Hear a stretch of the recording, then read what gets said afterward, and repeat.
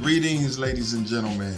And so I wanted to piggyback off of my previous post in regards to purchasing a car before you buy the house. Okay, that move is not a very strategic one, and it really pays an extremely hefty portion of your debt to income ratio, right? Which is what the lenders look at in order to get you approved for your home loan. Okay, so for example purposes, let's say you gross about $7,000 a month, right? Salary, okay, before taxes. And let's say all of your bills, credit cards, personal loans, medical bills, student loans, child support, right? Let's say that number comes to about $2,500. Divide that $2,500 times the 7,000, that's going to leave you at approximately a 36% debt to income ratio, right? A lender can work with that. They typically want it to be lower, but nonetheless, that's still okay for you to be able to move forward. Now, let's say you go buy a car. Costs $30,000. You end up getting the note at $500 a month, right?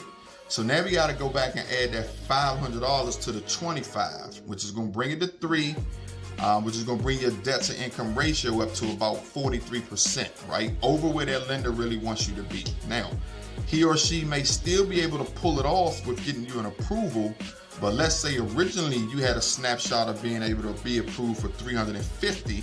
Now you can only be approved for $250, $275 because of the increase in the debt to income ratio. All right. So now reversing the polarity a little bit. Let's say you went to the closing table, right? You left the closing table at that 35 because you didn't get the car. You went to close at 10 o'clock. You went to the car dealer at 12 o'clock, right? You'll be able to get that car at a low interest rate too, because your debt to income ratio in their eyes is still showing that you haven't even purchased that house yet, okay? Reversing the polarity again. You go buy that car at 10 o'clock on Friday and you go to the closing table at 12 o'clock on Friday. That lender is pulling your financial snapshot minutes, even right before you go to sign at the dotted line. So now they're going to see that you got that car on there. Your income to debt ratio is high.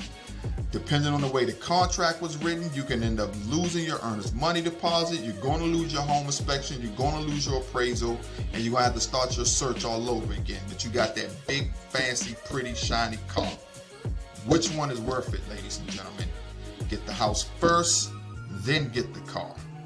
In addition, if you so desire that what I'm sharing with you now is something that you may do, please, ladies and gentlemen, be sure that you can afford that new mortgage and that new car, because we don't want you to lose the car because you couldn't afford it, and we certainly don't want you to lose your generational wealth in your home purchase. If you got any questions, Corey's your next realtor, always available to talk. Thank you so much.